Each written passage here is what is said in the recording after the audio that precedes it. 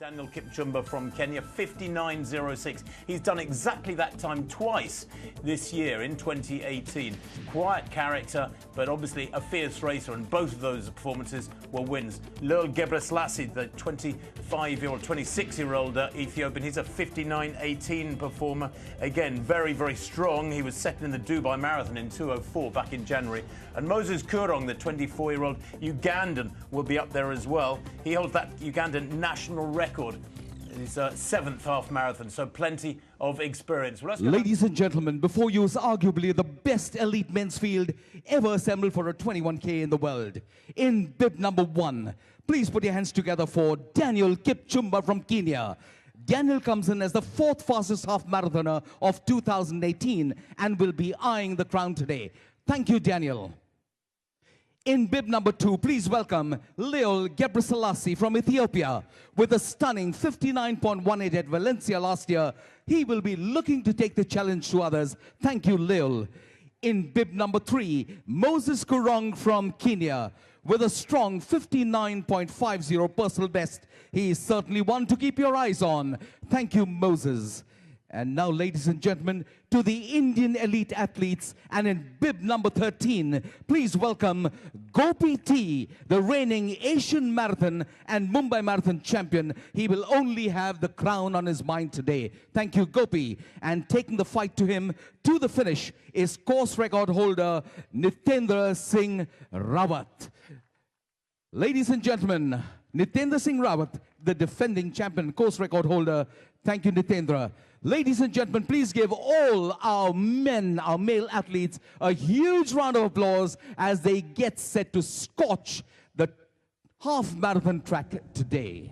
Say, okay, I want to go to Delhi because I want to run a fast time.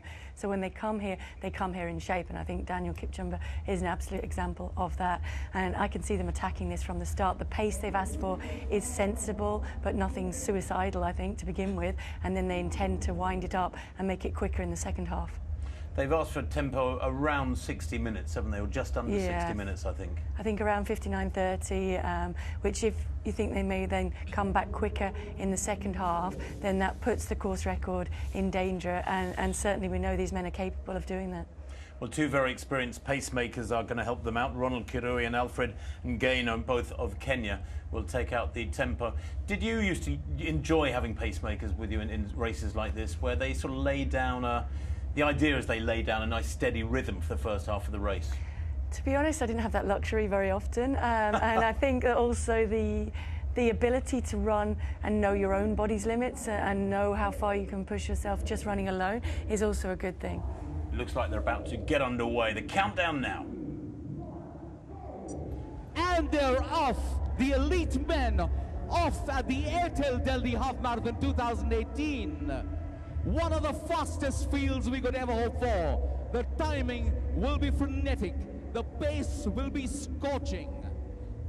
Well, they've certainly gone off very, very fast indeed around that first bend. They're having to lean into it, but they'll settle into a rhythm now.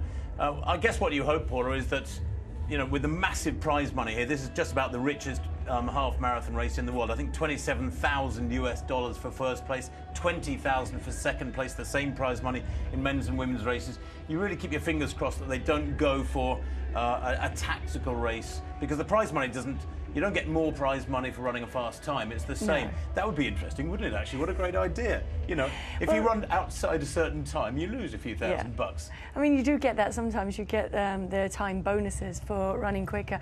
But I think mostly it's pride on the line here as well. So I think these men, they want to come and they want to run fast. As I've said, they've studied the course. They've probably chosen this race, yes, based on the prize money, but also based on the fact that the Airtel Delhi Half Marathon is known for producing fast times. And this time of the year, that's what they're coming to be able to do. Conditions are good, as we said, out there, so it'll take a little bit of time to get into it. Already we can see probably one of the pacemakers moving away a little bit, and the others may be a little reticent to go with that, but they will settle into that in the first kilometres or so, and then we will get a good idea of whether they're really attacking that or whether they're racing tactically. But I would argue that can also produce a very interesting race. It's just not going to be a quick race. Your tactics when you used to race and you were setting world records were pretty straightforward. You didn't have much decision making to do, did you? You used to, the gun would go and you put the hammer down and that was it. You were off into the sunset. you were not a tactical racer generally, whether it was track 10,000s, half marathons, marathons. You were very aggressive from the gun. Yeah, but I think tactical racing, I'd argue, is racing according to your strengths. And my strengths certainly didn't lie in the finishing pace at the end. They lay in making people hurt as much as possible early on. So, yeah, I think they were my tactics that, yeah, maybe didn't look as though there was a lot of thought went into them. Well, there might be a bit of thinking going on in this men's pack, because those are the two pacemakers, Kirui and Ngano, and they've got, what, about 15, 20 metres on the main pack. I hope they glance around, slow down a little bit, let the pack regain contact, and then gradually pick the pace up and sort of fool the pack into accelerating. But at the moment, the pack look like they're straining to stay anywhere near these two. Yeah, I think the danger was that they had to work very hard to actually get to the front around that first couple of 100 metres. So then maybe they've settled into a rhythm, which we'll get an idea when they hit the first K marker coming up, is maybe a little bit ahead of schedule. So then they should start to look around and to see behind. There we go, one look behind there. And now they should start to check back and allow, as you said, that group to work back towards them and then pick it back up to the tempo. It's very hard to hit exactly on the nose a tempo that's asked for, particularly when you're pacing, because you don't have that adrenaline firing, that adrenaline flowing that you do when you're racing, and it's hard then to force your body to hit those targets. Well, let's have a look at the records that could tumble today. We hope that they'll be getting close to the records at least. They've already gone through 1 kilometre. I believe that we can take a look at the times now, but I know that the course record is 59.06 by Gio Adole. Will they tumble today? I mean, well, let's take a look at the course map of this Airtel Delhi Half Marathon. They come out of the stadium here and take a couple of right-hand turns before heading up towards the golf club, Delhi Golf Club. There's a slight bump there before 7K. Then they head southwards along Rajpath towards the Parliament buildings. At 12K, they head up there to India Gate at Janpath. Then they just follow their steps back through the second half of the course. As you can see, following exactly the same line, a slight bump there just before the last couple of kilometres to the stadium. Well, it is a quick course. There is hardly any undulation in that at all. And I know, Paula, that's the sort of course you would have loved, because you would have been able to get into a nice rhythm. And mentioning that, I think the pacemakers have slowed down and allowed the pack to close up with them. So hopefully now they'll pick it up and get into a rhythm. It's been a little bit undulating in rhythm so far. Yeah, it has been, but I think they've done absolutely the right thing. They got to that first kilometre, they looked around, and then they checked back a little bit, allowed the pack to kind of settle in behind them, and there we're seeing already some of the main protagonists in Aaron Keefley just sitting on the shoulder of those pacemakers, and we'll see now who's really come in shape and who is willing to go with the quicker pace early on. Some looking around and chatting there. I think they're trying to work out who's in that group and who's supposed to be in that group. 2 kilometres, they've just gone through 2 kilometres in about 5:37, something like that. So that's a good, healthy tempo. It means they're moving at what, about 2:49 pace, which is what we hoped. Yeah, which is the pace that was asked for, and we hoped that that would get moving in the early stages of the race to allow them to pick up in the second half. As we said before, negative splits are easier to make to give you a fast time at the finish and to make it a bit more of a comfortable experience. Good to see the former Kenyan now running for the USA, Leonard Correa, there between the two pacemakers. He's a 31-year-old. He ran third place here last year in 59.52. That was a massive personal best for him. He's in very good shape. He was second in a big 10-mile race in the USA on the 7th of October, so only, what, a week or so back in 46.5 minutes. It's always really confidence boosting, isn't it, when you come to a race and you've got good recent form? Yes, it is, and I think probably he went to that Cherry Blossom race, produced the performance, and then felt he wanted to come here and capitalise on that. Well, there's still a good little pack there, tucked in behind Ngano and Kirui. So the men's race well on their way, and they're heading for a sub-60-minute time as things stand at the moment. But the women's race is underway, or due to get underway, very, very shortly. Let's go back to the women. Now to the international women's field, and what a field we have. In bib number 101, the 3-time Olympic champion. Please put your hands together for Tirunesh Dibaba from Ethiopia. Tirunesh will be out for a maiden victory here today. Tirunesh Dibaba, thank you. In bib number 102, the current world record holder at the half marathon, Jocelyn Jepkosgei from Kenya. Jocelyn lost out to Tirunesh the last time they met and will be looking to turn the tables on her right here today. Thank you, Jocelyn. In bib number 103, please welcome Ababel Yeshane. Having run her personal best earlier this year, Ababel is set to take the challenge to her two contenders right to the finish. Thank you, Ababel. And now to the Indian women athlete. In bib number 121, please welcome Sanjeevani Jadhav. Sanjeevani set the course record earlier at the TCS World 10K 2018 and will be certainly eyeing her colleague's course record here today. Thank you, Sanjeevani. And going up against her in bib number 124 is Parul Chaudhary. With a third place finish here last year, Parul is certainly one of the hottest contenders for the title. Thank you, Parul. Ladies and gentlemen, let's give these lovely women a huge, huge cheer and wish them all the very best for a great run. As you say, we also have Yeshane and Teferi in there, who can mount a big challenge. I think they've got a lot of potential to go. And number 103 there, Ababel Yeshane, did that time very recently, that 65.46. Was it in Copenhagen about 4 or 5 weeks ago? Yeah, she did. She was second to Sifan Hassan when she ran that outstanding 65.13 in Copenhagen. So, and getting quicker with every race. I think that's what's key about her. So let's see if she can go even quicker here today. Well, Jepkosgei to the left of picture there. She is the world record holder from last year in Valencia. Teferi right in the centre there, a 23-year-old Ethiopian. She's a fascinating athlete, making her debut as a half marathon runner here today. Although, funnily enough, she has run a marathon, but she has never run a half marathon. 9th in Dubai back in January in the marathon there in 2:24.11, so she's got plenty of strength, we know that. And that is one of the features of this women's race, is everybody has to be wary of Tirunesh Dibaba's kick, and I wonder if there's not 2 or 3 people there who will make it hard and fast from the start. Yes, they're underway then in this women's race, the 14th edition of the Airtel Delhi Half Marathon Elite Women's Contest, a small but very high caliber field here. Contrasting ages of the top women to the men. Several of the ladies here are Tirunesh Dibaba 33, Jepkosgei 24, Yeshane 27. The average age of the top 5 men in that race, which has been going now for some 12 minutes or so, is 21. It's amazing how many youngsters are coming through in the world of distance running. And we always used to think, didn't we, in the olden days, that when you're in your late 20s and your early 30s, that's when you've developed all the strength, all the training has accumulated. But this generation of East Africans in particular are showing that to be not true. Yeah, they're kind of turning tradition on its head, because we used to say you work your way up through the distances, you run as fast as you can over cross country and on the track, and then you move to the half marathon and later to the marathon. But now we're seeing people come out and make their debuts at the marathon when they've never run a half marathon, and then jump suddenly into a half marathon from a 5K on the track. Well, we go back to the men now, 11 minutes on the clock for the men, and Gaino and Karui still at the front, they're pushing it along. Tucked in behind them there is Belihu, Adamlak Belihu, just 19 years old in the orange vest. The Ethiopian, he's a 59-51 man. He was second here in Delhi last year when he set that personal best. 10th in the World Championships last year at 10,000 metres. He's a fierce track racer as well. And I do like to see that, Paul. I like to see road racers who have got track pedigree who move onto the roads as well.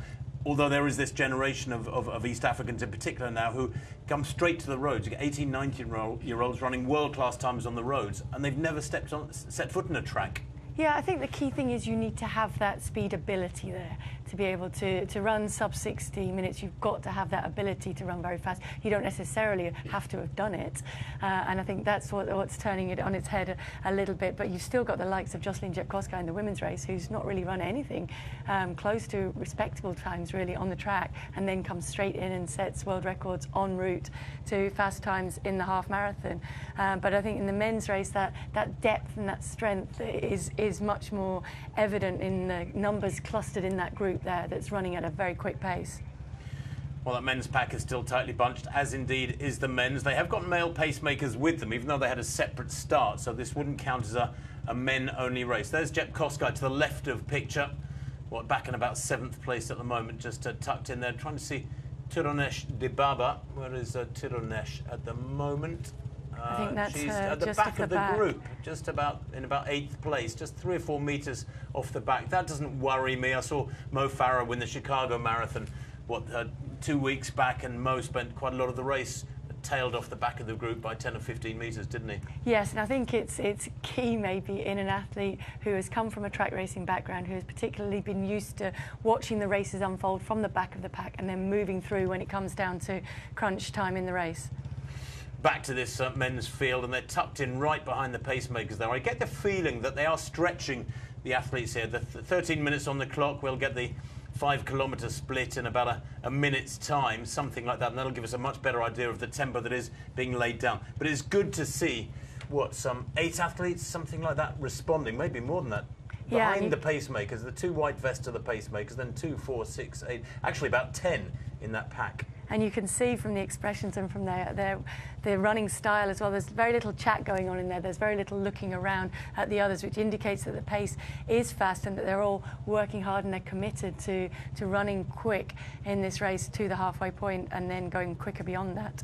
To the left of the picture in the red vest, that's Amdewak Walalen of Ethiopia. He's just 19 years old. He's a 59-minute, 50-second athlete. He set that back in April when he won a big race in Turkey, in Istanbul. That was, he made his debut in February this year with 62 minutes exactly. A silver medalist in the World Junior Cross Country last year in Uganda, so he's learning his trade. There's the splits. 5K Paula in 13:53. That is quick. Sub 28-minute pace for 10K, and obviously that will take them down towards the course record of 59:06 if it's maintained. Absolutely. I mean, I think that might take them even beyond that, but that's phenomenal running, and that explains why they look as though they were running so hard. And I think there are going to be some casualties in that pack. I'm not sure all of these men will be able to maintain this pace all the way through. You have to admire the way that the East Africans, men and women, race. They tend to be Paula Radcliffe's, all of them. They like to go out really hard and make it an honest test of strength. Yeah, and it's sometimes hard to race that mentality because they very much run according to feel, and they can sometimes get that very wrong. So you can be trying to keep up with someone who will then just step off to the side and not be able to maintain it to the finish. But we're seeing interesting developments in this women's race already. Stella Chisang is setting a quick pace at the front, and it looks like Tirunesh Dibaba is falling a little bit further back off that. Yeah, you might be able to just see that at the back of this group, Tirunesh Dibaba, probably about 6 or 8 metres back. We've got to remember that Tirunesh ran the Berlin Marathon not very long ago. She ran 2:18:55 there for 3rd place. And generally speaking, marathon runners take 10 to 14 days break, don't they, after a tough marathon? Maybe longer? Are you saying longer? Well, I would take 3 to 4 weeks. But would you have ever dreamed of doing this after 4 or 5 weeks after a marathon, running a world-class half marathon? No, because you have to consider as well that she ran fast there, and she went to the well, as you would say, and ran a sub 2:20. And usually that takes at least 5 or 6 weeks for your zip to come back into your legs, for you to feel like you've got some bounce, for you to be able to feel like you can compete. Well, Tirunesh Dibaba just clinging onto the back of that lead pack in the women's race, which does look like it's going very fast. We'll bring you splits as quick as we can. Here's the Indian men in the men's race. They have a separate competition in effect because, of course, they are not yet able to go out at the pace of the leading Africans. 13:53 at 5,000 metres. It is incredibly fast for that first 5K. Let's go back to this women's race, though, which we think is pretty quick as well. The women have got, about 6.5 minutes on their clock. Yeah, you can just see the 2-kilometre point in the background there, so they must have been through that, I would guess, in around about 6:10, 6:15, which makes it quicker than the pace that's asked for, which maybe explains why Tirunesh is having the wisdom to sit back off that a little bit, because as they've gone through there, she seems as though she's latched back onto that leading pack. Yeah, Tirunesh Dibaba, the greatest distance runner in history. I mean, let's just, not fail to emphasise how great she is. She won the world title at 5,000 metres in 2003, 15 years ago. At the age of 18, she's won world cross-country titles. She's got 3 Olympic gold medals. She has the world record for 5,000 metres. You look at Haile Gebrselassie, you look at Paul Tergat. They've been great track racers and they've moved on to the roads. Do you think that makes for a better all-round athlete eventually when it comes to marathon? So you hold the world record of the women's marathon. You were a great track racer. Elliot holds the world record for the men's marathon. He was a great track racer. Do you think that does add a little bit? I do. I think you need to have that pace. You need to have that ability to run quick, coupled with the endurance, and you have to build up endurance. You have to take time to be able to. The other thing that it brings is just a little bit of maturity, a little bit of wisdom as we look at the splits there coming through across it's a 2.7 chip mat, which is just placed there. So time's a little bit irrelevant there. Well, other than it's just showing the gaps. We can calculate, we can extrapolate from that. 8 minutes 25 at 2.7k. If you add 300 metres to that, so I'd say another 55 seconds or so. So it shows they are moving at about 3:07 per kilometre. Yes, which is quicker than what was asked for. They were asked for 3:10 pace, which would be around about 67:40, 66:40, 66:50 pace. So they're moving quicker than that, which absolutely puts them on target to take the course record. They're on schedule for what, about 66 minutes flat, more or less? Something like that, yes. And given that they might well pick up from that, this is a very, very healthy pace, but we have a lot of women in there who are absolutely capable of running at this pace. Well, the course record is 66:54, set by the great Mary Kaitani back in 2009 here. So what, 9 years ago, the little Kenyan set that 66:54. That's the target for the ladies here, as indeed is winning the race or placing as highly as possible. But good, I guess, that they've got a male pacemaker there who can control the tempo for them and make sure it stays at a nice, steady rhythm. Yes, I guess that will help, and he will be running 2 instructions to be able to hit those pace and just guide the women, maybe hold them back from going a little bit too fast, too early in the race. Well, in 2017, she went on to finish 3rd in the highly competitive RAC half marathon, Joycelyn Jepkoska. I spoke to her about how she improved to the world record after that. She said because when she got home, her coach just said, right, you've got to train harder, you've got to get better. There was a lot of pressure on her to improve, and she did that very, very quickly last year. So she broke the world record for the half marathon last year in the April in Prague, and then she improved it in October in Valencia, Spain, by 1 second to 64:51. Now, when you think that sub 2:10 pace for the marathon, there is probably a great marathon in the legs of Joycelyn Jepkoska. If not 2:10, somewhere in the 2:15, 2:17 range, Paul, I would have thought. She hasn't run a marathon yet. Would you? And she's 24. Would you think it's about time? I think it's a very individual choice. I think the big thing about moving to the marathon is you have to be ready to mentally commit to it, and you have to want to do it.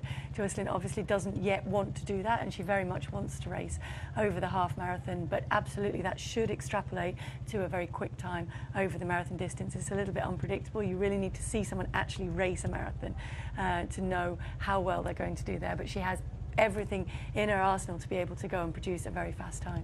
Well, they've been running for 13 minutes now, so the ladies here were expecting to get to 5k. The tempo they're moving at, actually around 15:30, something like that, somewhere between 15:30, 15:40, which would put them very nicely on schedule for a course record here in Delhi. It would, and you can see people working hard already. Is there somebody just dropped off the back? It is, yeah, one athlete off the back of the pack. And it is hard to see who. Chezang is the Stella Chezang is the pacemaker, who was asked to go out at 3:10 per kilometre, but having a male athlete there as well is certainly a big help. And Diwa Dibaba tucked into the pack now, looking comfortable.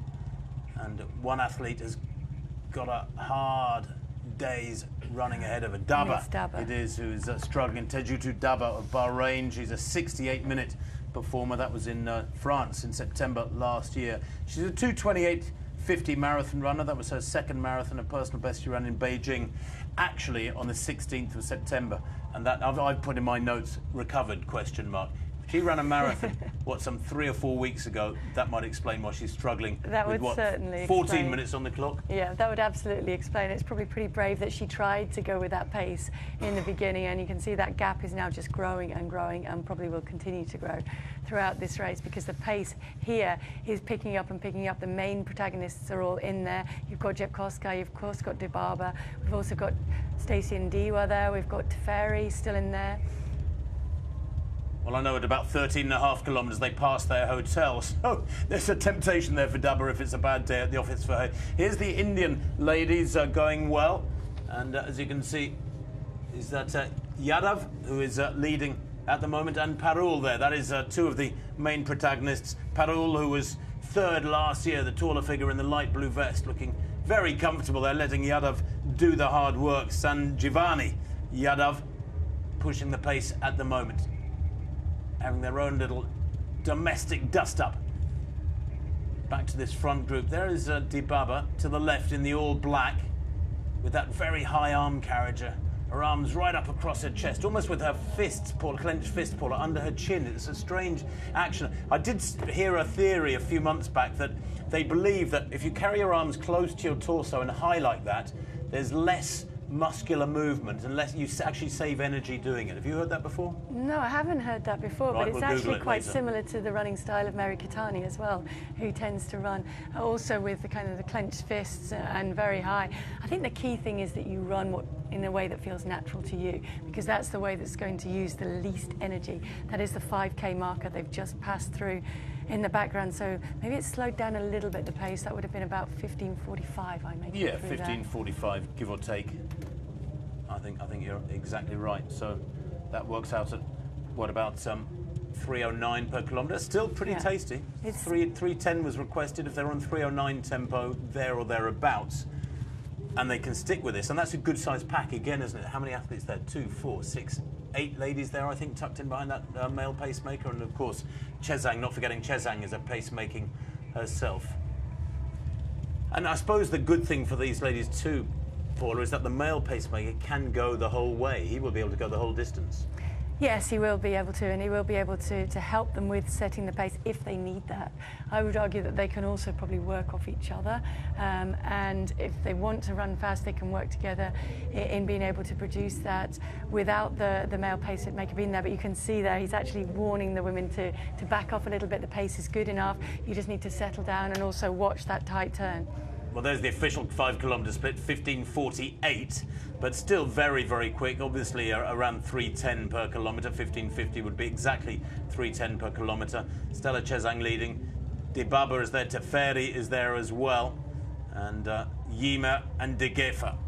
Big Ethiopian presence in this women's race. So really good to see that they're all going for it. Of course, one phenomenon that tends to happen when the pacemakers drop out in a lot of men's and women's races, if the pacemakers drop out at about 70% of the distance, is the pack slows down because they start watching each other. They know the prize money is being dangled in front of them. They're like a giant carrot, and they tend to start thinking less about the time than their position, and it becomes a cat and mouse game. And all the hard work of the first 15 kilometres, let's say, in a race like this, if the pacemakers drop out, gets wasted to some degree. Yes, it can do, but then they can also choose to keep the pace moving, and that's when it's going to be interesting who is left in the pack at that point when the pacemakers step aside, because I would think then it would be in the likes of Jocelyn Jepkoskai's interest to keep the pace moving and to be able to keep pushing on to make it hurt as much as possible for Tirunesh Dibaba. She wants to try and burn off that finish. Well, if they keep moving at this tempo, they're heading for 66:30, which would break Mary Keitany's course record by nearly half a minute. So it's building nicely. It's looking really promising, isn't it? Only 18 minutes on the clock. They're not nowhere near third distance as yet. Back to this elite women's race where the pack is still tucked together. I'm just beginning to wonder whether or not Tirunesh Dibaba is struggling to hang on to the back of this group, Paula.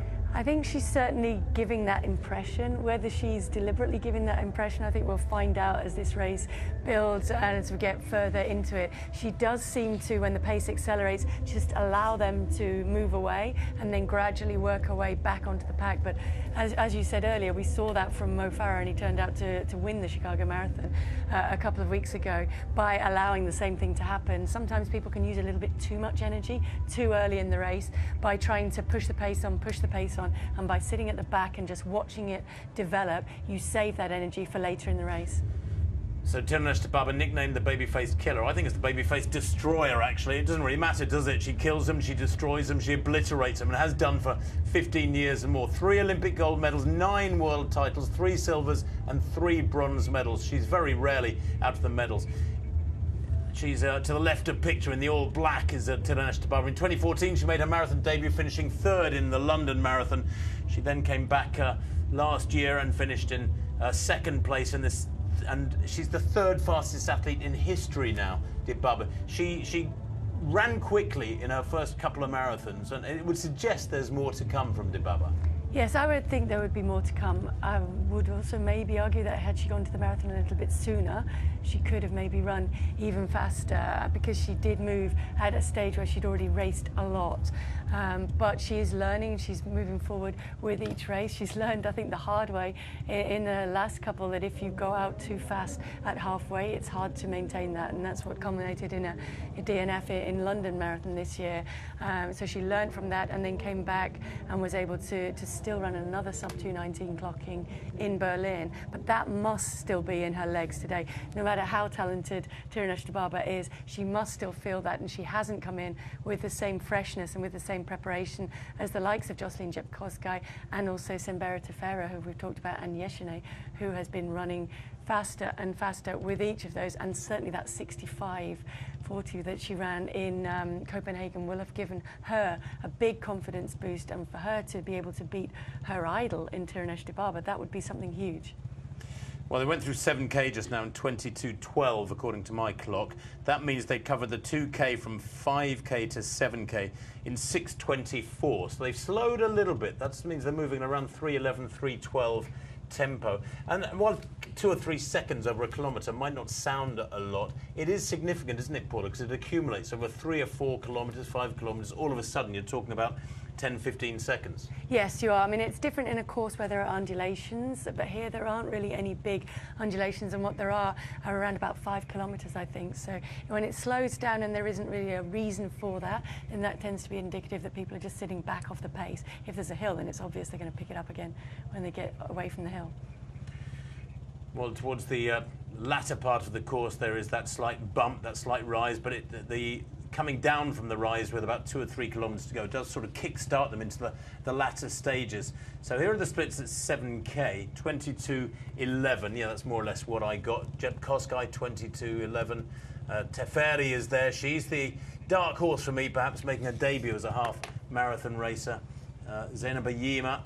And who is that dropping off the back of the group? I think that's De Geefer, and she's lost a lot of ground in the last, well, a couple of 100 metres really, because she was not far. She was just off the back of the pack through 7K, and it looks like that's her now, and that gap is growing and growing.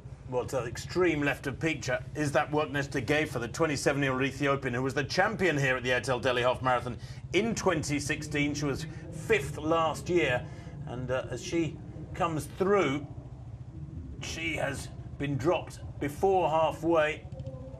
Yes, it is De Geefer. This is going to be a very tough one for her.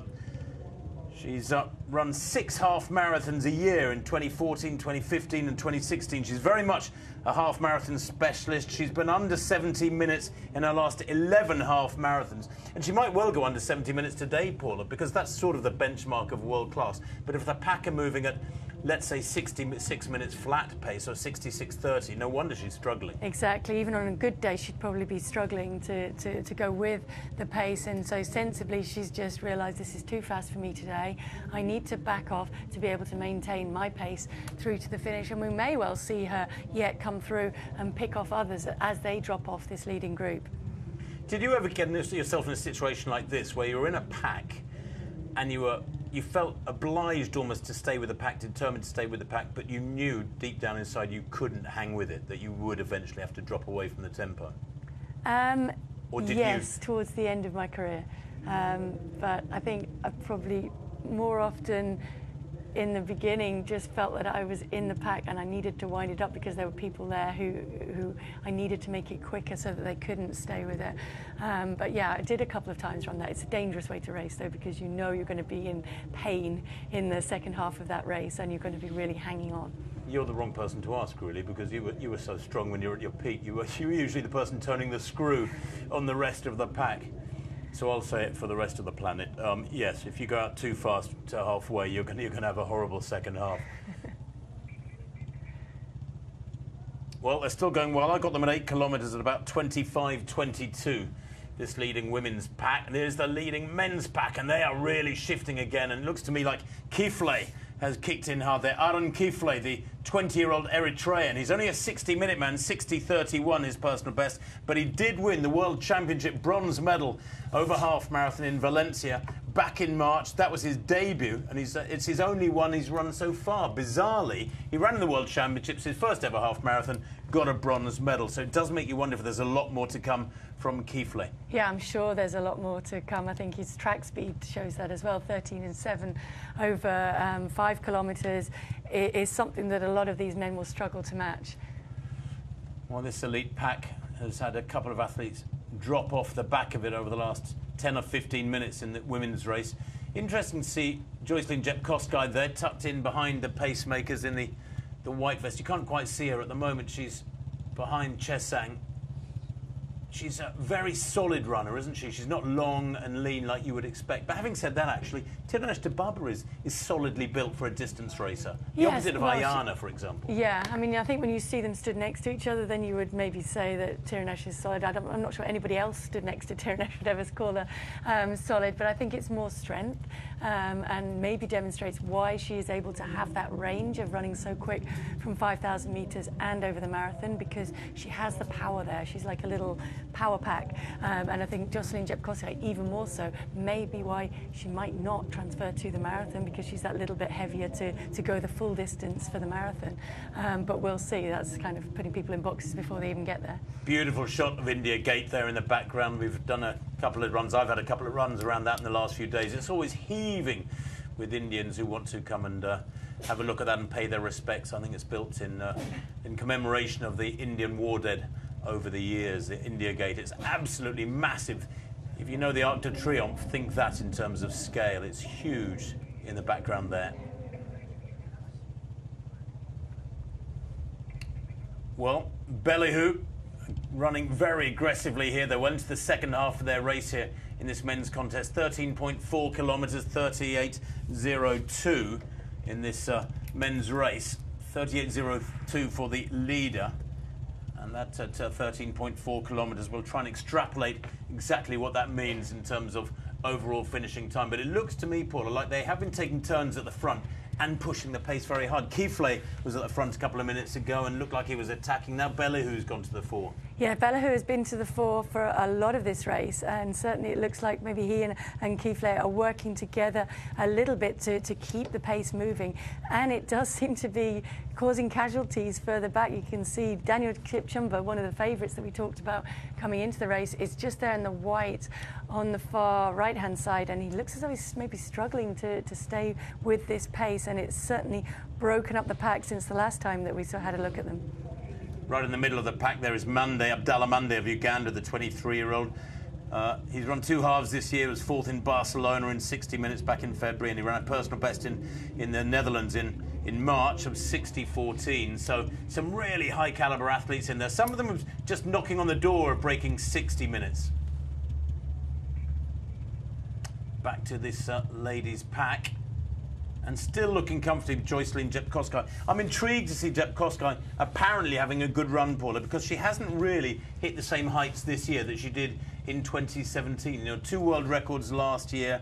You look at her best this year, 66.46. That was 5th in RAK back in February, the RAK half marathon in the United Arab Emirates. Now, 66.46 is not too shabby, no, but it's certainly nowhere near 64.51. I mean, it's almost 2 minutes slower than her best. Absolutely, and it's that range away from your best time, which I think is maybe concerning for her, and the fact that she's gone to races, big head-to-heads that have been built up, the likes of the Great North Run, and been quite convincingly beaten there. So she's not been getting quicker with each race as she did in 2017. She's rather been getting slower with the races. But having said that, she looks as though she's having a good run today. She's raced a lot recently. She actually raced a half marathon in Eldoret a couple of weeks ago at altitude there, and still ran 71 minutes there. So that indicates that she's put the training in, and maybe in the past she's overcooked it a little bit, and she's learned from that to back off before the races. The athlete we're talking about, Joycelyn Jepkosgei of Kenya, right in the middle of that pack, just behind the athlete in front with the white vest. There she is, you can see her now in the middle of the pack. Fascinating young athlete. I had a long chat with her yesterday. She's a delightful young lady, really eloquent too. She said that she comes from an incredibly poor community, about 35-40 kilometres from E10. They've gone through 10 kilometres there, by the way, in about 31.40. So, Paula, you've got to do your maths, I know, while I'm talking and figure it out. But Joycelyn was saying that when she finishes running, she would love to set up a training centre. That's one of her ambitions in her home village of Cheptil, a very poor village. She said, well, there is so much talent, and yet the youngsters there have got no opportunity to realise that talent. She wants to build a training centre and give them the opportunity that she's had. And I think that's absolutely the case. Here are the exact 10K splits coming up there. Gemachu leading them through there in 31:41, and that pack pretty much all through on that again now around that bend. Tirunesh Dibaba is starting to fall back a little bit more. Can she now work her way back on, or is she starting to struggle in the background there? I mean, I think getting back to Jocelyn Jepkosgei being that inspiration in Kenya, Tirunesh Dibaba is absolutely that in her home village and home area too. They're hotbeds of talent where running is the #1 sport, and I think that's the difference again between other countries. This could be the most critical point of the race yet for the big clash that we expected between Jepkosgei and Tirunesh Dibaba. Dibaba, the world record holder at 5,000 on the track, a fierce racer all the way through the different distances to the marathon, but with that Berlin Marathon in her legs from just 5 weeks ago, has she gone to the well once too often? There is Dibaba, the baby-faced destroyer she's known as, but she is 10 metres back and she is struggling, there's no doubt about it. They're on schedule here for a time, if that 10-kilometre split is right, of 66:50. The men go past India Gate now. Remember, the men started at 10 minutes before the ladies, 43 minutes on the clock for them, and there is a break too in the men's race. Look, almost single file, and it's Belihu doing the attacking at 15 kilometres, 42:40, the men. And that's quickly asking questions of the others in the group. You can see Kipchumba in the white vest is struggling to hang on to that and to be able to go with it. Looks like behind that, Kifle has actually allowed daylight also to open up, or not allowed to. He's been trying to maintain contact and not been able to. Well, they are on schedule still for something under 60 minutes in this men's race. Belihu, who is doing the pushing at the moment, has broken up the pack, but Dibaba now really is struggling. Those arms beginning to flap across the body, almost flailing across the torso a little bit more as she tries to work hard and get back in the pack. And this is very tough mentally as well as physically, Paula, isn't it? When you're separated like that, when you're isolated, you're tired, the pack's moving away from you. I suppose the only mantra you can do is keep working, and hope one or two of that pack will drop away and come back to you. Yes, you have to basically go somewhere in your head to your happy place, and just to be able to just concentrate, to stay in the moment, just maintain your rhythm, and you can come through this. Athletes go through bad patches, and if anybody is going to come through a bad patch, Tirunesh Dibaba is able to do that. So I wouldn't write her off just yet, not while she can still maintain in her sights that lead group. Once they get out of sight, it's a different question, and I think then it's mentally much harder to kind of come through that bad spot and get yourself back into a rhythm. But while she can still see them, she can still focus on the back of their vests, and she can still keep working back towards them. She's not seeing them really disappear down the road ahead of her. So there's what, behind the male pacemaker, there's what, 6 ladies, I think, in this pack, and they are moving at about 66:30 tempo, which would suggest that that course record of Mary Kaitani, 66:54, is under real threat. I can't believe all 6 of them are going to run 66:30s. There is good reason for Dibaba there in the background. You can see, what, 40 metres back, probably 50 metres back. Good reason for her to keep working. Yes, absolutely. Good reason for her to keep maintaining the rhythm that she has and to try and get herself back into a place where she can start to work on getting closer to them. Well, look at Belihu here and Walalain. They have really punished this pack over the last 5 or 7 minutes and broken it down. And is that Daniel Kipchumba in 3rd place? The pre-race favourite, well, the quickest on paper anyway. He's only 20 years old, the Kenyan, in 3rd place. But this duo of Belihu, the 19-year-old Ethiopian, Walalain, a 19-year-old Ethiopian to the right there, and Kipchumba, 20. Can you believe their average age is below 20? This trio, it is absolutely staggering. This is the new era of distance running on planet Earth, where youngsters, teenagers, can dominate world-class races at world-class timing. times and tempo. Bellahua is working hard here. Interesting, Waller there to the right of the picture. He's been grimacing from long ago, about 20 minutes ago he was grimacing, wasn't he? He's working really hard. Yeah, you can see he's really working hard. I wonder if there is a little bit of teamwork going on here. There's not a lot of love lost, if you like, between the Ethiopians and the Kenyans. They like to beat each other in races here. And we've got the two Ethiopians working together there to try and drop Kipchumba. Significant action then in both races. Only 37 minutes on the clock in the women's race. Remember, the men have now been running for some 47 minutes. They started 10 minutes earlier. But with Tirunesh Dibaba dropping away from this women's pack, 6 in the women's pack, I think, behind the male pacemaker, and with 3 away now in the men's race. It's all happening on the streets of Delhi in this Airtel Delhi half marathon of 2018. Now, is this the decisive moment, Paula, in this women's race? We're well into the third quarter of the race. Well, I think one thing you can say with certainty is the other women in this race will absolutely be aware that Tirunesh Dibaba has disappeared off the back of the pack, and that will have given them a huge confidence boost, because when they know that they've dropped her, they really know that they're running fast and they're running well, and that they have an extreme chance of being able to win this race. So they're going to now start looking to their own tactics, looking to who else is in that pack and who they need to get dropped off their back. So the likes of Jocelyn Jepkosgei knows that she has to work hard now. Kipchumba beginning to struggle. You can see him grimacing there in the white vest in the background. 48 minutes on the clock for this men's field. They've got about 11 minutes of hard running to come.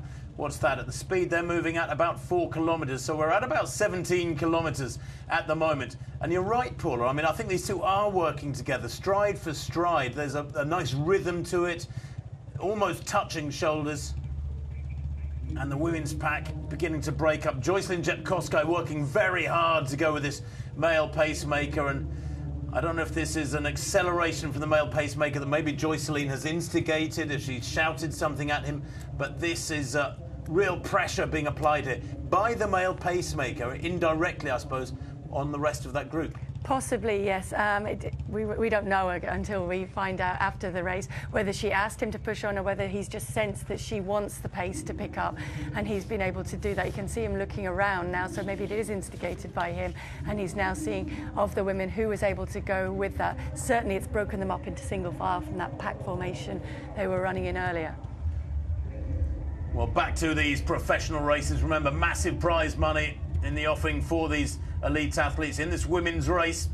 They've now been running for just over 40 minutes.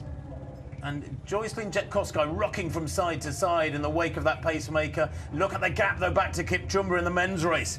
That is the significant break, and we're down to these two 19-year-old Ethiopians. 20-year-old Daniel Kipchumba, 59.06. He's run twice this year, 2 victories in Verbania in Italy, and then in Copenhagen on the 16th of September. Now, that was a month ago, Paula, at Copenhagen. 5 weeks ago, I think it was, in fact. Could a hard marathon still be in your legs after 5 weeks, or should you have recovered? I think it's less likely. It's maybe the accumulation of them, but I think the other one was further apart. Certainly if you look on their faces, it seems as though Waller is working a lot harder than Kipchumba, but the evidence is there. They are breaking away. Have they made the move too soon? It's yet to be seen, but certainly that gap is growing. Each time that we come back to the race, it's getting bigger and bigger back to Kipchumba, and he hasn't lost a half marathon yet. He doesn't want to be beaten, so it's because he can't stay with the tempo that's been asked of him. Well, they are accelerating. If I didn't know better, I'd say they're actually racing each other here. It looks to me like they really have turned the screw. Maybe they're aware, they've had a little glance over their shoulder, and they've seen that Kipchumba has had to let go. That sort of psychological elastic has snapped between them. They went through 18K. I got them at about 50.42 at 18K. But these two battling it out with just under 3 kilometres to go in the men's race. And in the women's race, we still have that pack, although one athlete beginning to struggle at the back, and in fact 2 athletes dropping away. Tirunesh Dibaba is now pretty much out of sight, although if she can maintain her work rate and rally, she might yet catch a couple of these stragglers. She may, but I'm just trying to get an idea in the long shot. Maybe that's her come around the bend now. So she still does have them in the sights, and interestingly, she has another athlete to work on in the interim now to be able to get back to this group. Also, the group has bunched up a little bit, which means that the pace has possibly slowed back, which may allow other people to get back onto that group. I'm trying to see who's in there. We've got Jocelyn Jepkosgei in there. We've got Stacey Ndiwa, is that hanging on the back? And I think that's Teferi, obscured a little bit by the pacemaker. Yeah, I think Teferi is in there. I mean, she was one of the athletes that you and I talked about earlier on this morning, wasn't it? Because, you know, she's second in the World Championships 5,000 back in 2015. We know she's got plenty of good track speed. She's a 4:01 1,500-meter run. She's got a great range. But she has that strength too, having run a pretty good marathon, 2:24, in Dubai back in January. I mean, 4:01 to 2:24, that's impressive. Yeah, that is a big range. But I've just worked out I think the other athlete in there is Sahey Gemechu of Ethiopia, just 20, and she's making her debut at this distance, and it's going very well for her so far. Yeah, she's only ever done 10-kilometer races on the roads, Gemechu, but she's in there. As we go back to these two men battling it out, 53 minutes on the clock for them, about 2 kilometers to go. I don't think there's much quarter being given here. They're just both working really hard. I mean, this is like a heavyweight punch-up, banging chunks out of each other, knocking chunks out of each other. I wonder who's got the speed if they're together when they make that last turn. Absolutely. I mean, they're just testing each other. There is just 2 kilometers to go now, and they're really 1 inches ahead. The other one counters that by trying to just stick his chest a little bit further ahead. So I guess they're trying to find out how much the other one has left, but also to keep the pace moving, because they know that Kipchumba is behind them. They don't want to slack off and really just start racing each other at this point. They want to maintain the rhythm to the finish. They probably also know that they're not that far off course record. Well, no, that's exactly right. The course record, just a quick reminder, the course record they're chasing by Guye Adola of Ethiopia back in 2014, 4 years ago, 59.06. That might be a tall order because I had them on schedule for about 59.30, 59.40 a little while back. But they've run the last kilometre through to 19 kilometres. I got it at 2:49, give or take a second. They are really shifting still. They're working hard. You can see how quickly they've opened up that big gap on Daniel Kipchumba. I mean, he's hardly in sight now. They are flying. Yeah, they really are, and they're picking it up. And you have to ask how much more they are able to pick up, given that they've worked very hard to blow this race apart and to get themselves away from the other athletes. But they certainly look still fresh, and that bounce of confidence is almost giving them a little bit more energy, because they know that they have that buffer, and it's now just between these two for that victory. Well, Elaine, to the right there is a huge talent, the 19-year-old. Back in March, he ran 27.37 in Laredo, Spain. Makes him the 12th fastest in the world this year for 10,000 metres on the road. And he's still only 19, let's not forget. And when you bring that speed from the track as well, he's run 13.14 for 5,000. He's run only 28 minutes flat for 10,000 on the roads. But he'll have gone through 10,000 here today, on the track rather. He'll have gone through 10,000 here today, probably in a personal best for a 10K. Now, is he just beginning to get his nose in front? I think he is definitely trying to make Bellehu hurt earlier. He has his background in cross-country racing. He was actually second in the World Junior cross-country in 2017. So he knows how to judge his efforts and to race according to feel and to use the course, and probably also how to hurt Bellehu a little bit further out to be able to wind it up. Well, here's a quick update on the ladies before we go back to the climax of that men's race, and it is breaking up, there's no doubt about that. Jocelyn Jepkosgei perhaps struggling, Paula. Yeah, I think she's now starting to drop off that pack, so the male pacemaker is still obscuring from view, but I think Teferi is still in there. I think we still have maybe Gemechu in there and Stacey Ndiwa. That looks as though the three, although Ndiwa is also starting to fall back now. Maybe she's going to allow Jepkosgei to latch onto her and just to be able to run with her now. This situation, yeah, a little controversial, I must admit, you know, with a quarter of the race to go. I sort of feel as though sometimes the male pacemaker should step off the road and let the ladies race. Maybe he will, we'll see. But this race now has Gemechu at the front. I thought, or Bellehu rather, I thought he was done. But he has kicked in hard here. They're inside the last kilometre now, 56.40 on the clock. Remember the world record, 58.23 by Zersne Tadesse of Eritrea. That was back in Lisbon, Portugal in 2010.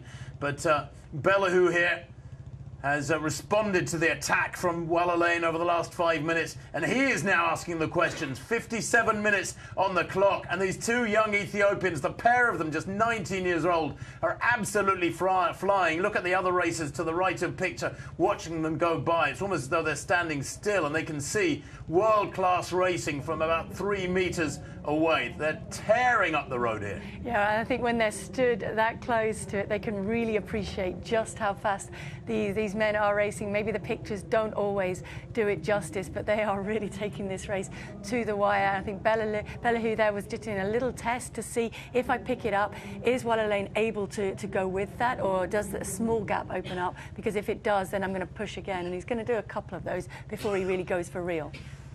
Well, Bellehu in the ascendancy at the moment. He's got really good 10k speed as well on the roads. He won Ottawa 10 kilometres back in May in Canada in 27:48, and he now has in his slipstream Amdawat Walalane, his compatriot. The gap is beginning to grow as they sidestep that red carpeting section. But has Walalane had to let go here? The gap is growing. It's 3 or 4 metres. And Bellehu may not have glanced round, but I'm sure he will be aware, Paula, sort of almost instinctively aware that he's got that little gap on his compatriot. Yes, you shouldn't need to glance around. He should be able to sense almost and to hear how close Walalane is to him. He will have been able to look across, and his face is a little bit deceptive, as you said. He's looked as though he's working really this hard from pretty much the beginning of this race. But now it looks as though in his cadence as well, it's dropped a little bit. He's struggling to be able to go with this move by Bellehu, but it's hurting Bellehu too.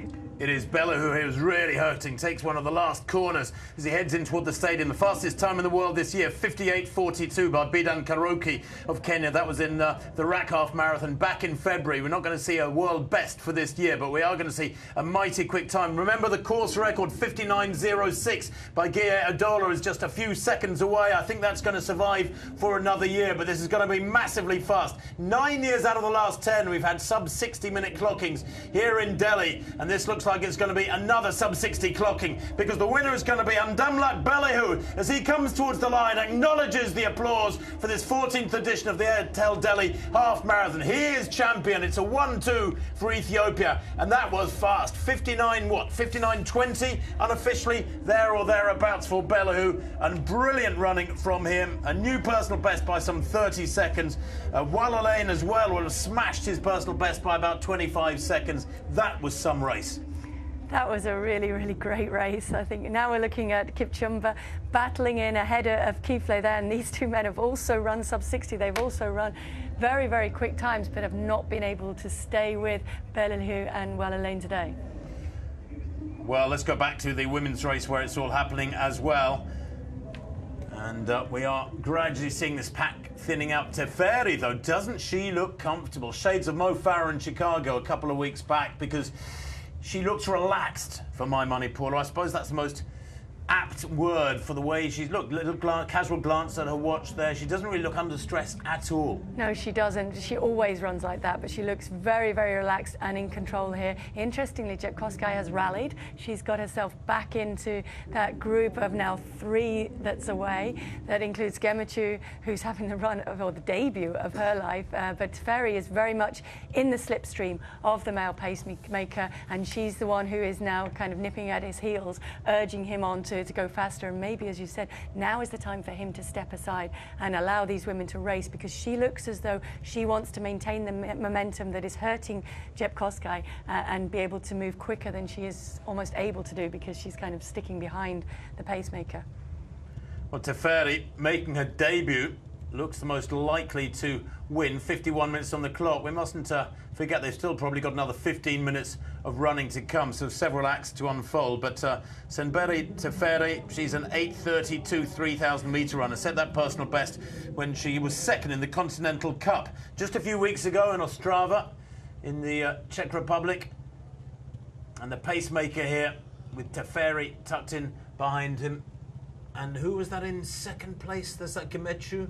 That's Gemachu, yes. And she's another athlete making her debut. She's just 20 years old, only ever run 10-kilometre races on the road. She has a personal best of 31:07. That was in Tilburg in the Netherlands on the 2nd of September, so we know she's in great shape. But, you know, there is a world of difference between 10K on the roads and the half marathon. Maybe not as big a difference as between the half marathon and the marathon, but you know full well, you know, twice the distance and more. Yes, and I think that can make, maybe for a painful experience in the half marathon, but they can absolutely run well. And I think for the likes of Teferi, when you've raced well on the track all summer, and then you've got a little bit of a gap to build up for the half marathon, you can produce an outstanding performance. Well, the Indian men coming to the climax of their race as well. They've been out there now for 62 minutes 20, there or thereabouts. And as ever, this domestics dust-up looking very, very tight indeed. Is that 4 or 5 athletes winding it up inside the last kilometre now? Remember, the Indian record in the men's event is 63.44 by Bugata Srinu. That was set in Bhopal back in 2016, 63.44. And Sable it is, who is doing the pushing. Gopi T. Had a chat with him a couple of days ago at the press conference, said he's in very good shape. He's hoping to get back to something like his best form in this race, and he would appear to be doing just that because he is going strongly. Looks relaxed in the blue vest for my money, and it's always nice, isn't it, to be sitting on the shoulder of somebody. Well, this is a big break. Teferi has pushed on, Paula. She looked relaxed a few minutes ago, and she's got that gap now on Gemechu, her compatriot. It's a day for the Ethiopians, isn't it? It is, and we did say she looked as though she was champing at the bit a little bit, wanting to get the pace moving on and to capitalise on the damage that she was already doing to the other women. And now she seems as though she's moving further and further away from the pack, from the others. Back to the Indian men then, and it's Pal against Gopi. Look at this, 200 metres to go. They're sprinting absolutely flat out now. On the clock, we have 63.51. They're going to be just outside 64 minutes, but Pal it is, who's just eased away from Gopi. It doesn't look like he's got any sprint left. Sable back in 3rd place. Fierce racing this between the Indians, and good prize money, remember, for the domestic dust-up amongst these men. Who's going to get it? Racing to the tape. Not the controversy of last year when there was contact on the line, but the win there is for Pal, ahead of Sable and Gopi T, I think, finishing in 3rd place. Well, that was some run from Abhishek Pal. Yeah, delighted there with that win. Bragging rights go to him. First Indian man, then Abhishek Pal, just outside 64 minutes. And back to this ladies' race where the debutante Teferi, just 23 years old, was second in the Great South Run, a 10-miler in the south of England a couple of years ago in 52.51.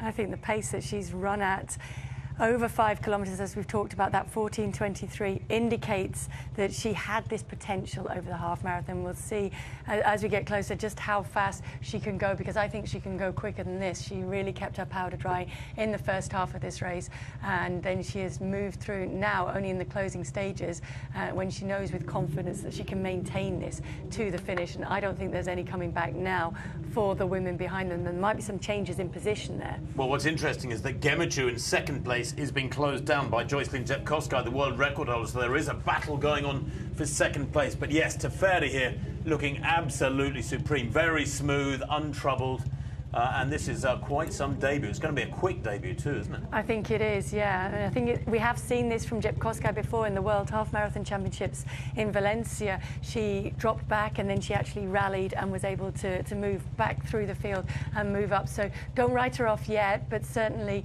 she looks a lot more tired than Teferi does. There's that battle for 2nd and 3rd place, and indeed for 4th and 5th place, or is it? That's Yima. And who is that and back in Ndiwa, 5th Yima and place? Stacey Ndiwa, who's really paying the price now for having tried to go with that quartet, as it were, a couple of kilometres ago, and she looks as though she's really struggling. Yima looks as though she's stronger, but I don't think she's going to make up any ground back on these two. And Dima there, back in 5th place, extreme left of picture, is heading for a massive personal best. Her personal best is 69.09. This is the battle for 2nd and 3rd. To the left, in the white vest, is the world record holder, Joycelyn Jepkosgei. 64.51. Say hi there in second place in the blue, now just being passed by Jepkosgei. Sehai Gemechu is just a 20-year-old Ethiopian, but Jepkosgei here, maybe pride forcing her on, Paula, at this stage. Sometimes it's almost mind over matter with a few minutes to go. I think it is, and you can see her eyes are focused on the race in front. It's almost like she's running a bit like a boxer. She's almost punching the air ahead of her with each stride. She really knows how to push her body on to get the most from it, and she will be focused on Teferi in front of her and on trying to make up that gap. So any sign of weakness from Teferi, she will capitalise on that. Having said that, I didn't see Teferi showing many signs of weakness. Absolutely right, Gautam. Absolutely right. The male pacemaker there in blue, not really playing any part in the race now, at least not a part that he should be playing. And you can see Teferi there maybe has had a glance over her shoulder, Paula, in the pink vest, seeing that she's got that gap of 50 or 60 metres and thinks she's safe. What, 59 minutes on the clock. They've got about 7 or 8 minutes of running to come. But is Jepkosgei rallying in the background? I think it looks as though she is a little bit. Certainly she's working together with Gemechu, Sehai Gemechu behind, and another look behind from Teferi there.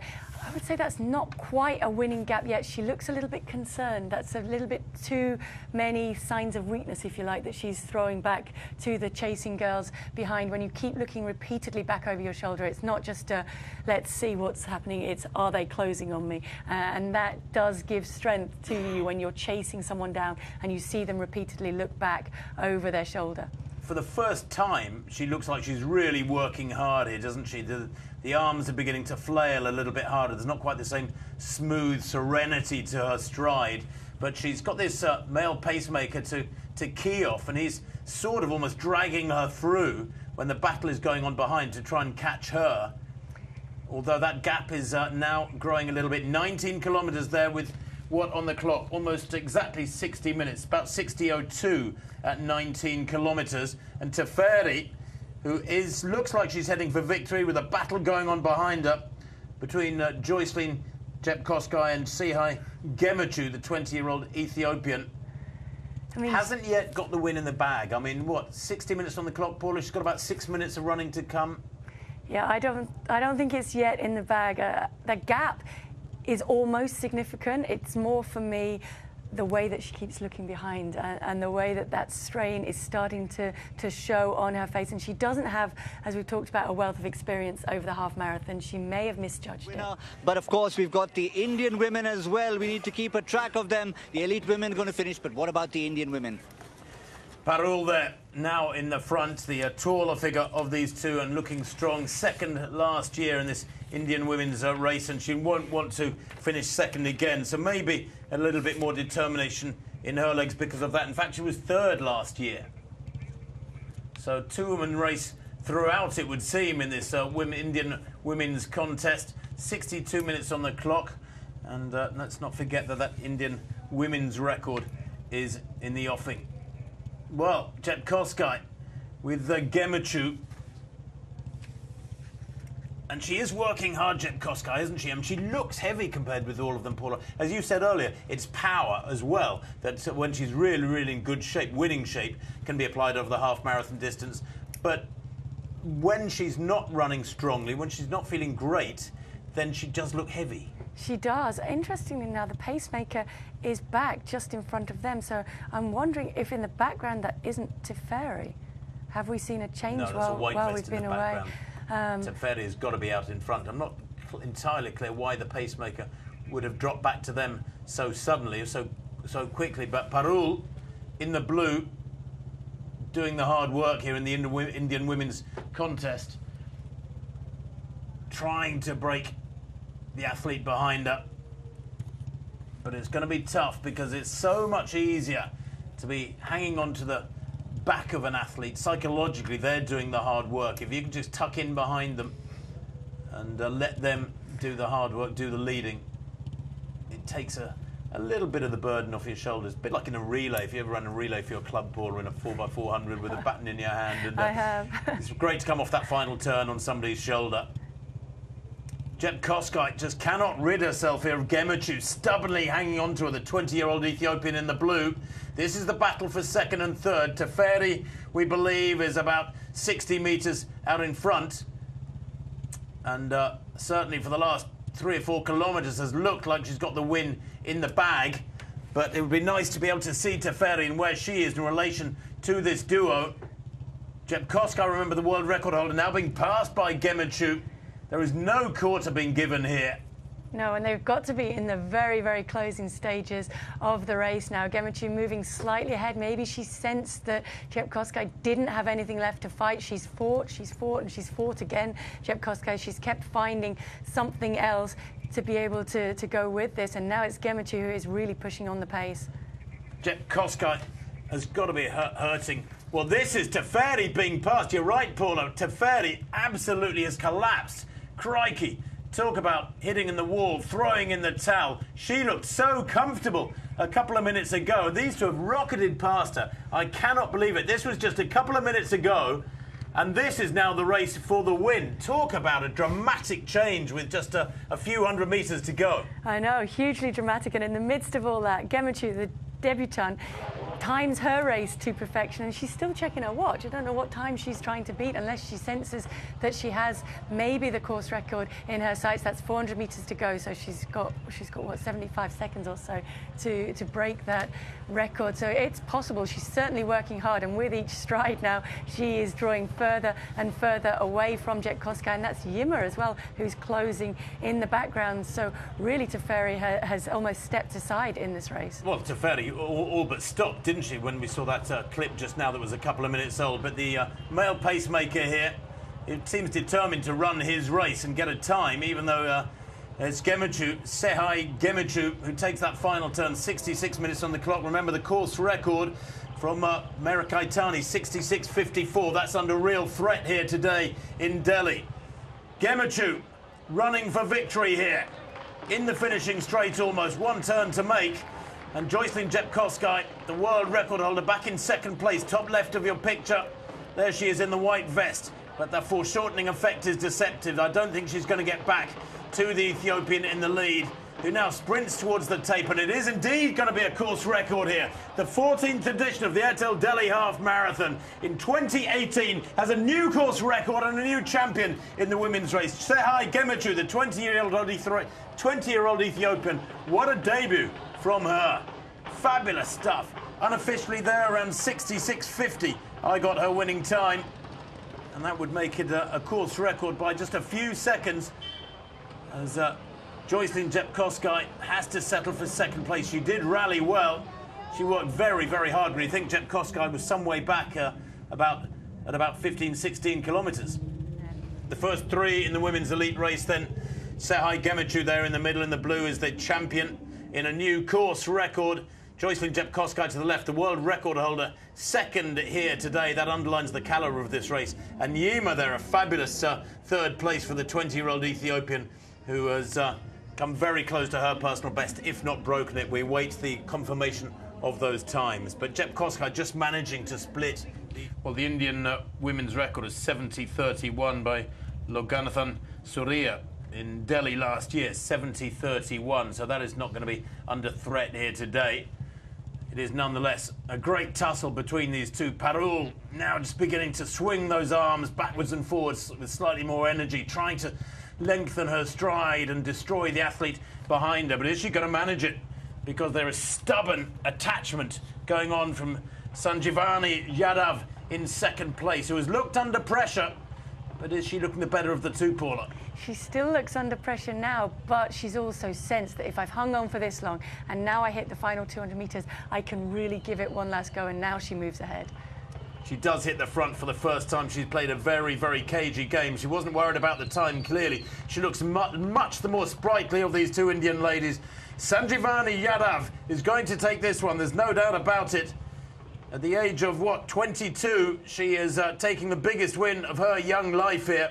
Look at the time on the clock. It's going to be just inside 74 minutes, I think. The time immaterial, a victory massively significant. This, again, is a huge step forward in her young career. She's the Indian champion in 2018 in Delhi. And Parul, after all that hard work, crosses the line just 10 metres or so down, but had to give best to her compatriot, and her slightly younger compatriot at that. Well, time for the presentations to get underway now. The elite men are ready to receive their prizes, their medals, their checks. $280,000 makes this the richest half marathon in the world. And the first three in the elite men's race share $60,000, $27,000 to the winner of the men's race. And what a race it was. Of course, Bellehu was the winner in a time of unofficially 59:20. And Damlak Bellehu 59:20, Valilein in second, and Kipchumba in third place. But, well, let's have a look at the results of that Indian men's contest. 64:14, the winning time for Abhishek Pal with Avinash Sable. 64:14 as well. They crossed the line so close together. Gopi Teague, Gopi Tanakal, 64:15. He was breathing down their necks in third place. And as you can see, the first 6 men under 65 minutes. Good packing from the Indian men there, and that does suggest the strength in depth and the standard is improving. Let's have a look at the result of that Indian women's race. And a good packing in the men's race, and again in the women's race as well. The first 4 getting under 1 hour 20 minutes there. The winning time 1 hour 13:58 for Sanjivani Yadav from Parul. That sprint taking her 3 seconds clear from Chowdhury, with Athari there in third place, 1 hour 16 minutes and 55 seconds.